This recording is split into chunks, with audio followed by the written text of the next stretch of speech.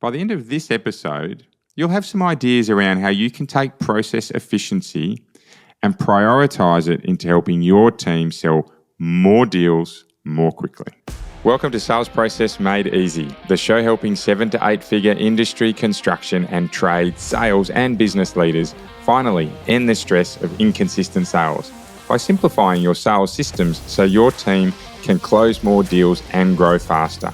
I'm your host, Ben Wright, a leader who has been building businesses and sales teams just like you for the last 20 years. Today's focus is around the Ford Motor Company.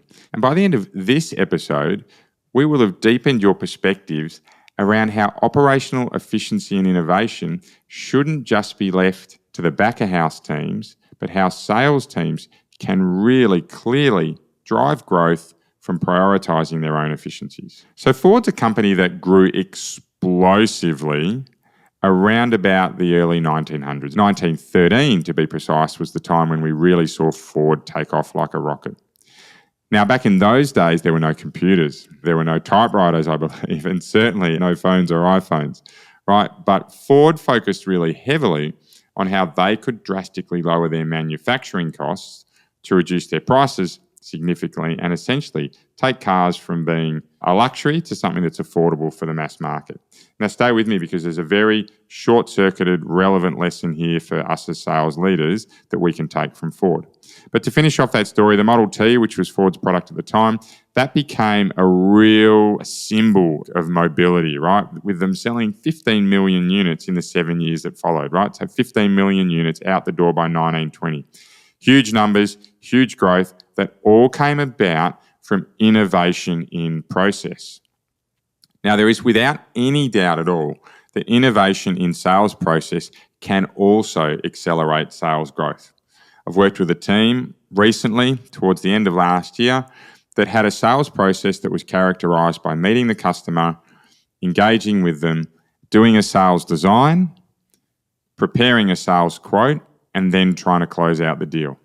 Super clunky process, was taking the team quite a number of weeks, in fact, a couple of months to work through that process and had multiple meetings for customers. Now, in their eyes, that was a justified strategy because the multiple engagement points really grew that emotional connection with the business.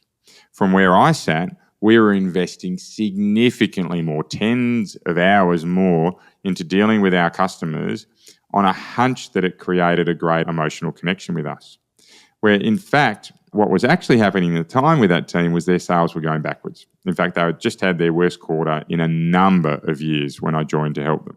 So what we did with that business was we really focused around simplifying the process, around getting really clear on what customers want early to build that emotional connection, but then combining the design and the quote process into one meeting that nailed everything that was important to the customer at once.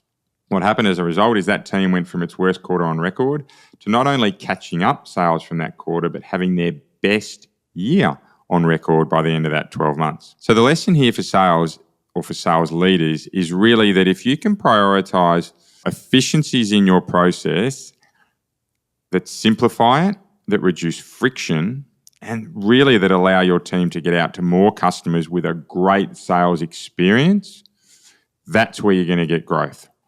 Because without doubt, if we don't invest in scalable systems and processes, businesses do hit bottlenecks. I'm working with a team right now who have a sales system that is heavily reliant on Excel spreadsheets and memories. And quite simply, the conversation with this team, as recently as this week, was that if they don't streamline their processes to allow tasks and reminders, right, and less brain power, more systemized reminders on what to do with customers, that the business would not scale. That instead, simply, we'd start to see the 3 team members in this sales team reach burnout and leave the business, right, which invariably would result in the business going backwards.